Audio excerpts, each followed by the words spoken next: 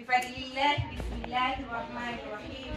الحمد لله الذي لا يبلغ مدحته القائلون ولا يحصي نعماه العادلون ولا يودي حقه المجتهدون، الذي لا يدركه بعد الهمم ولا ينال غوث الفطن، الذي ليس لصفاته حد محدود ولا نعت موجود ولا وقت معدود ولا عجل ممدود. السلام عليكم ورحمة الله وبركاته.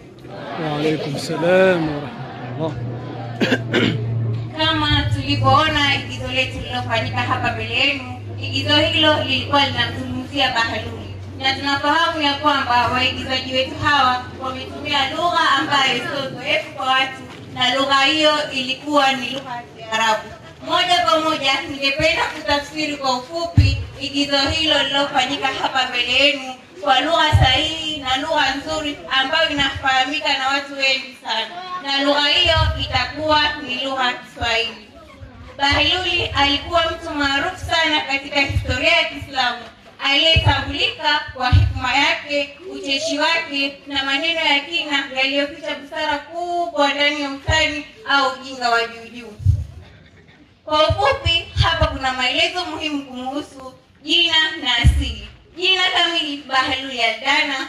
Asili alikuwa kutoka Kufa, Iraq ya leo, wakati aliishi katika karne ya 2 Hijiria, takriban karne ya 8 Miladia.